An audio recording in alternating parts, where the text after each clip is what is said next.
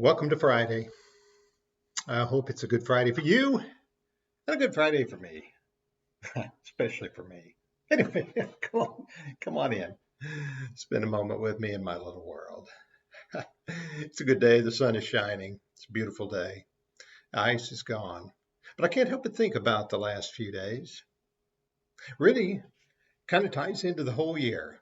We've heard a lot from uh, commentators, media personalities, radio, whatever. We're never going to forget the year 2020. Well, I hope we don't.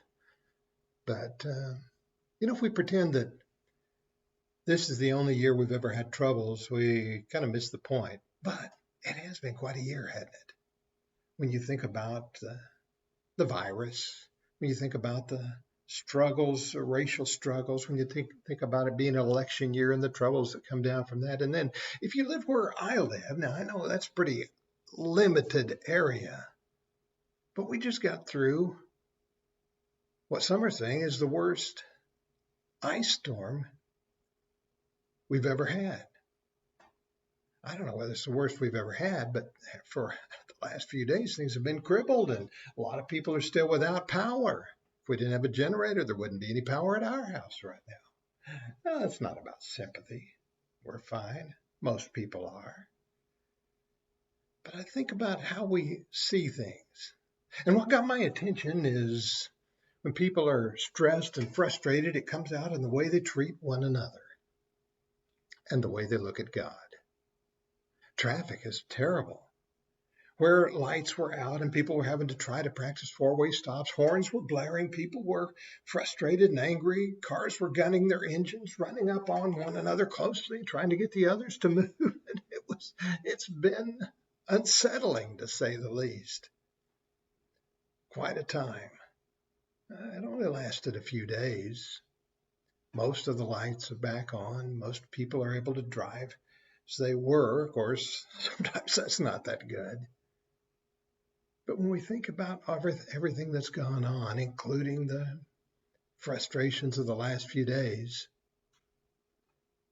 we have to stop and look at ourselves and say, what kind of people are we in dealing with the things in the way we have? I'm reminded that Job heard a lot of bad news. Livelihood, property, even his children were taken from him. When his wife encouraged him to just frustratingly give up on God, curse God, and die, he said, I came into the world naked, and I'm going to leave here without anything, basically naked. He said in verse 21 of Job 1, the Lord gave, and the Lord has taken away. Blessed be the name of the Lord. Wouldn't it be great to have the same kind of attitude that Job had? Wouldn't it be neat to be able to come up with the right words at the right time and say the things you want to say? A little bit later, he said, shall we accept good from God and not accept adversity? I think that's the way we want it, isn't it? We like to accept only the good things from God. We like to have every day be beautiful. The temperature that we love, the weather conditions that we love, exactly. We'd love to have the job that we like that never has a problem, never brings us any moment of frustration. The family that always does exactly what it's supposed to do, at least by our own perspectives. And so many other things in life. We like everything to go exactly the way we want it. But Job said, shall we not accept adversity from God and only the good things?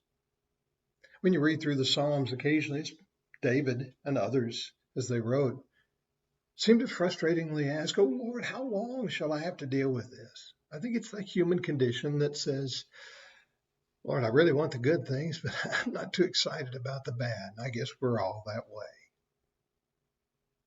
The challenge for us is to recognize that in the bad times we grow to appreciate the good times even more. And we recognize the temporary nature of most troubles. I think about a friend of ours years ago. He was so crippled with arthritis My sister and I painted his house for him, paid us for it. But I remember not long before he died going to visit him in the hospital. He always had a smile on his face, stuck out his gnarled hand, and was always glad to see you.